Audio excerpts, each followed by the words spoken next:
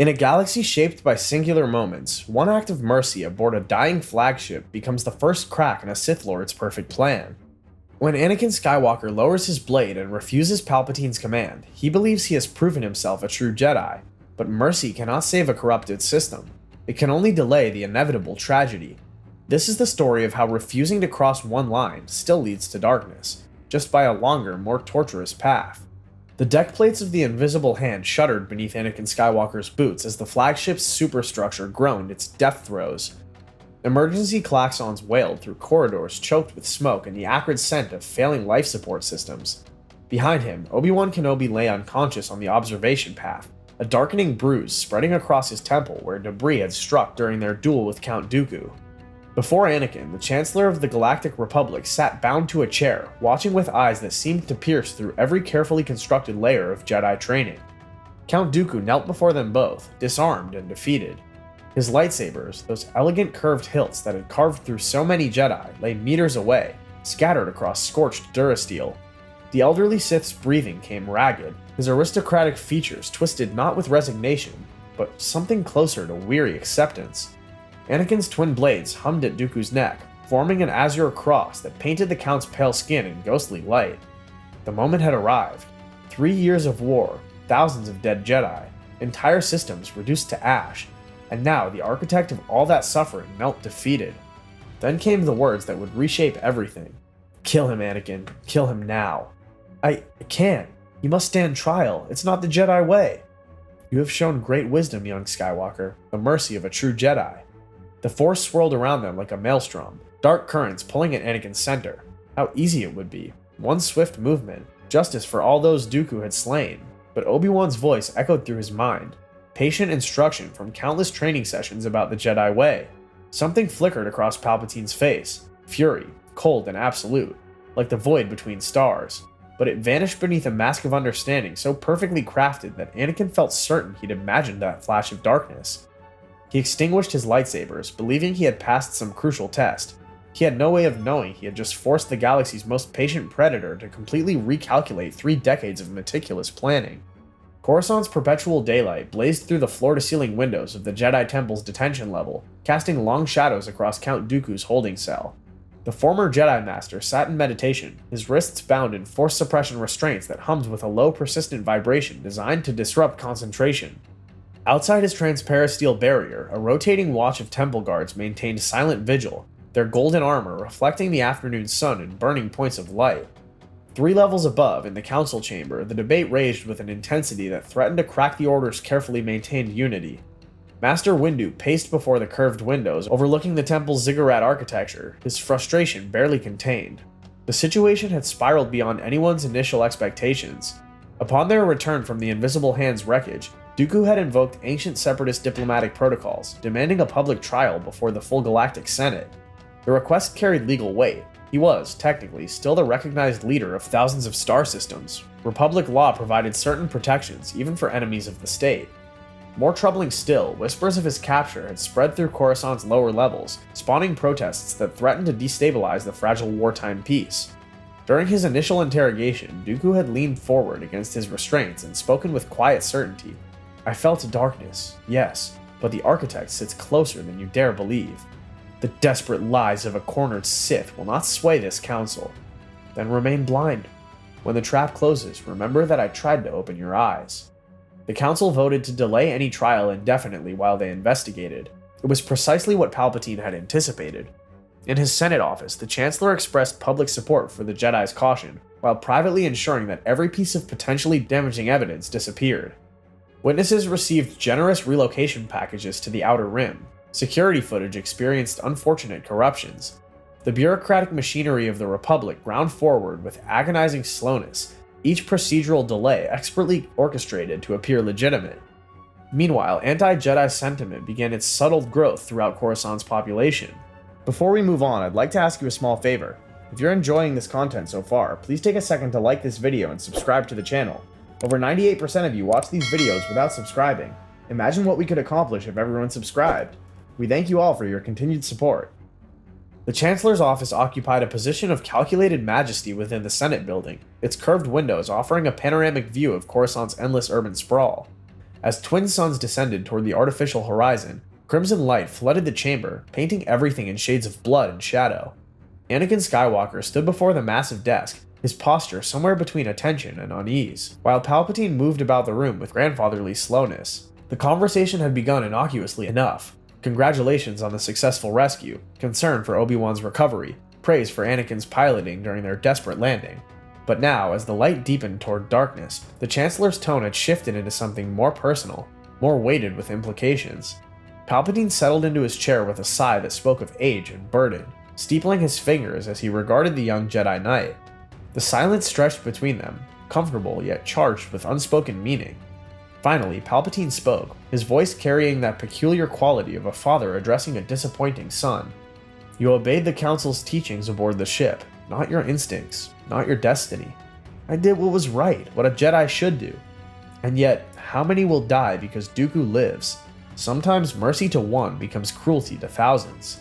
The words settled into Anakin's mind like stones dropping into still water, creating ripples that would spread outward for weeks to come. He had expected praise, validation for choosing the harder path. Instead, he found doubt carefully disguised as wisdom. Palpatine did not press further, did not argue or accuse. He simply let the question hang in the air, knowing it would grow roots in the fertile soil of Anakin's conscience. The Chancellor stood and placed a paternal hand on Anakin's shoulder, a gesture of support that felt more like burden than comfort. That night, as Anakin lay beside Padme in their secret apartment, he found himself replaying the conversation, wondering if he had truly shown strength or merely hesitated when action was required. Weeks passed, and Count Dooku's trial remained perpetually scheduled, but never convened. The bureaucratic machinery of the Republic ground forward with agonizing slowness, each procedural delay expertly orchestrated to appear legitimate. Legal scholars debated jurisdiction. Senate committees formed subcommittees to investigate proper protocols. Evidence that should have been straightforward disappeared into administrative labyrinths. The Jedi Council found themselves trapped in a web of their own making, unable to execute Dooku without trial, unable to bring him to trial without exposing vulnerabilities they didn't fully understand. Master Windu's suspicions deepened with each passing day. Someone with considerable influence was actively sabotaging their efforts, yet every investigation led to dead ends or convenient scapegoats. Yoda meditated on the matter for hours, sensing the dark side tightening around them like a noose, but unable to identify the hand pulling the rope. The council met in emergency session after emergency session, their discussions growing more heated, their unity fracturing under the weight of impossible choices. In his cell, Dooku waited for aristocratic patience. He had requested one final meeting with Obi-Wan Kenobi, citing their shared history on Geonosis. The conversation proved unsettling. "The Sith Lord you seek sits in the heart of your republic, closer than you dare believe. Give us a name, Count. Stop speaking in riddles if you truly wish to help. If I named him, you would call it madness. You must discover the truth yourself, or you'll never believe it." The conversation ended with nothing resolved. Obi-Wan reported back to the council, troubled by something in Dooku's manner. Not the cunning of a cornered animal, but the weariness of someone who had already lost everything that mattered. Meanwhile, whispers spread through the Senate that the Jedi were holding Dooku indefinitely without due process, trampling the very laws they claimed to uphold. Palpatine, publicly supportive, privately ensured these whispers reached sympathetic ears throughout the political establishment. The Jedi Council chamber felt smaller somehow, its curved walls pressing inward with the weight of accumulated tension. Anakin Skywalker stood in its center, formally dressed in his dark Jedi robes, while the Masters delivered news that should have been the culmination of his ambitions. Chancellor Palpatine had requested Anakin's appointment to the Council, an unprecedented honor for one so young. The Council, despite their misgivings, had agreed. Political realities demanded it. But the honor came poisoned. Master Windu's voice carried none of the warmth such an occasion warranted as he delivered the Council's conditions. Anakin would join their ranks, but would not be granted the rank of Master. More significantly, he would be tasked with monitoring the Chancellor's activities, reporting back on any suspicious behavior or statements. The hypocrisy burned through Anakin's chest like a lightsaber wound. They wanted him to spy on the one man who had always believed in him, supported him, never judged him for his attachments or his struggles. The Council's logic was sound from their perspective. Palpatine trusted Anakin, confided in him in ways he did with no other Jedi. They needed eyes and ears close to the Chancellor. But to Anakin, it felt like everything he had feared about the Order's true nature. "This is the Council's decision, and you will accept it. You want me to spy on the Chancellor? On a friend? Clouded this situation is. Trust the Force, you must." He thought of Dooku, alive because Anakin had followed their teachings.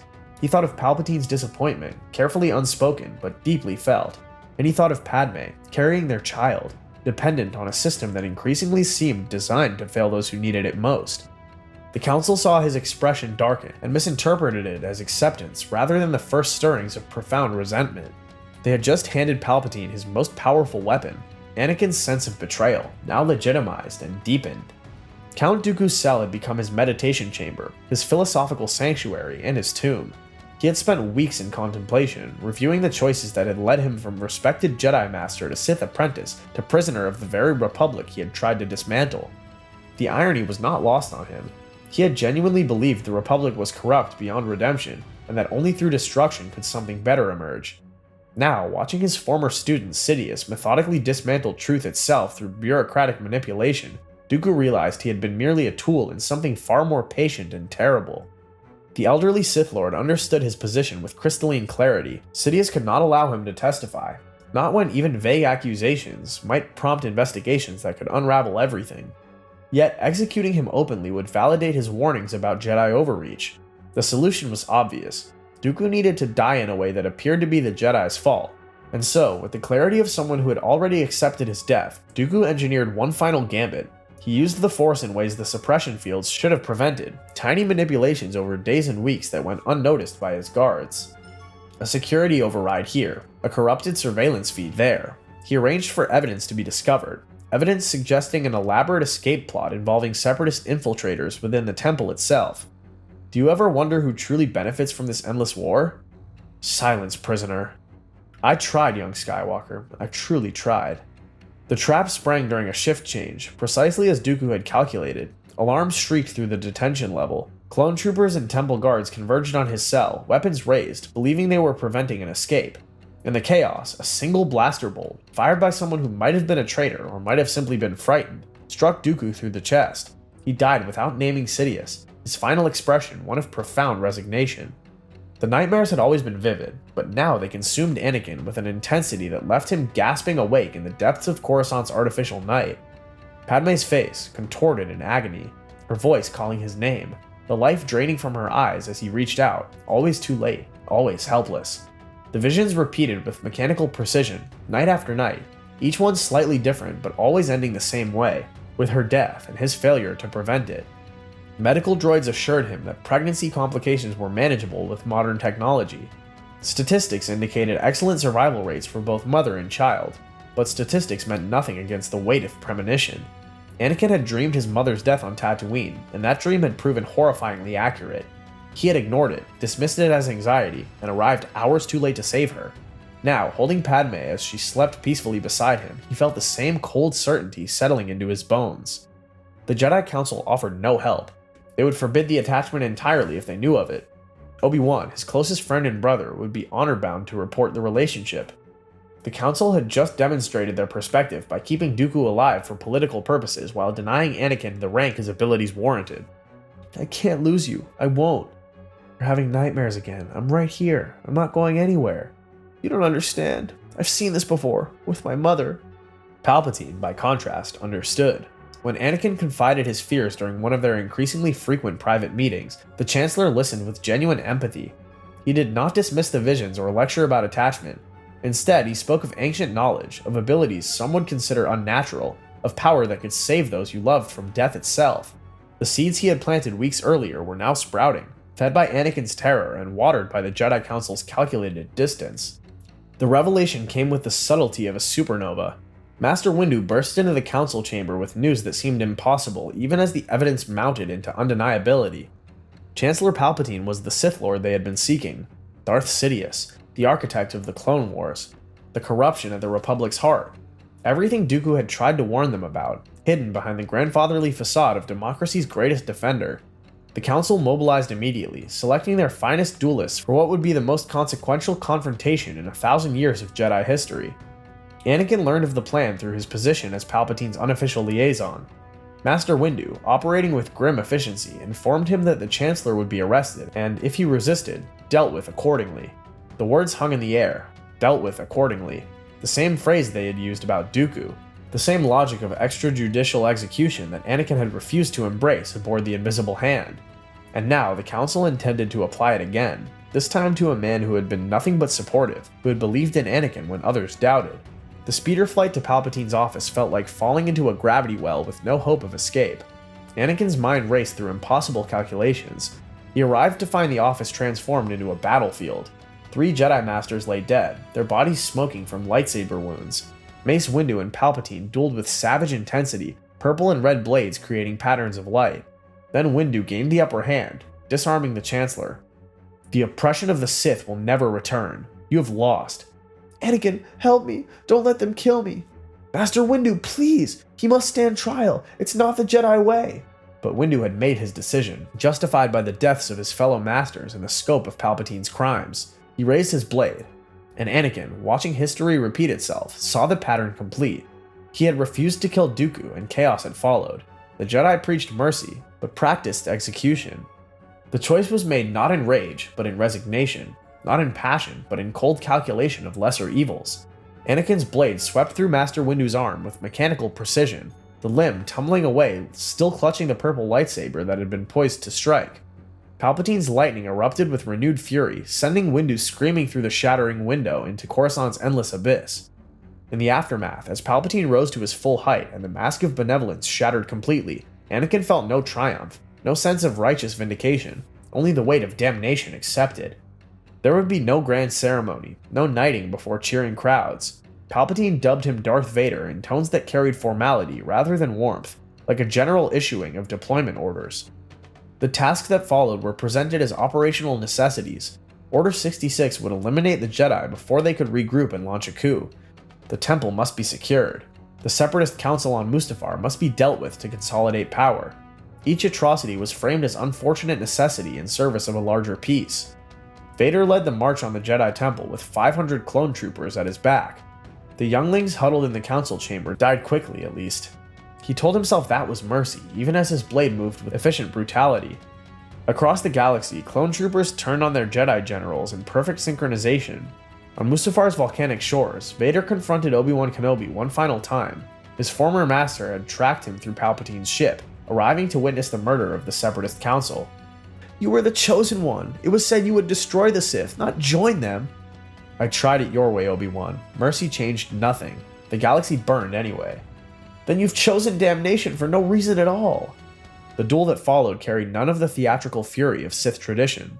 Vader fought with mechanical precision. He was not trying to defeat his brother. He was trying to end the last piece of his old life that might call him back. The high ground ended it. Vader's legs and remaining organic arm lay severed on volcanic rock as flames consumed what was left of Anakin Skywalker's body. Obi-Wan departed with Padme, who would die in childbirth despite every medical intervention available, her heart simply giving out as if she could no longer bear to exist in the agony her husband had helped create. The medical facility on Coruscant's industrial levels hummed with machinery as teams of droids reconstructed what remained of Darth Vader. The process took weeks. Prosthetic limbs, neural interfaces, respiratory systems to replace lungs seared by volcanic gas. The armor that encased him was more advanced than any previous design. Palpatine had prepared for this contingency, though not in quite the same manner he had envisioned. The mask that lowered onto Vader's reconstructed face sealed with a hiss that would become his signature sound, each mechanical breath a reminder of what he had sacrificed. But when Vader rose from the operating table and spoke his first words through the vocabulator, Palpatine recognized something unexpected. There was no rage, no immediate violence directed at imagined enemies, only cold, terrible clarity. This Vader remembered his choices with perfect detail. He had refused to execute Dooku, and chaos had followed. He had tried to stop Windu from executing Palpatine, and been forced to choose between imperfect evils. At every step, he had tried to follow the rules, honor the codes, trust in mercy, and at every step, the galaxy had punished him for it. The Vader who emerged from Reconstruction was not the theatrical enforcer of Imperial terror that might have been. He was colder, more controlled, methodical rather than passionate. His loyalty to Palpatine was purely transactional, a recognition that the Empire represented order in a galaxy that had proven itself incapable of self-governance. When he hunted the surviving Jedi, he did so with mechanical efficiency rather than personal vendetta. In his fortress on Mustafar, built on the site of his greatest defeat, Vader spent long hours in meditation. The dark side sustained him, but he never forgot the moment aboard the Invisible Hand when he had believed mercy mattered. He had refused once, he tried to walk a different path, and the galaxy had burned anyway. That memory shaped everything that followed. not as justification, but as terrible confirmation that some systems were so corrupted that no single choice could save them. He had chosen mercy once, and it had saved no one. Now he would choose order, and at least the galaxy would know the price of its corruption.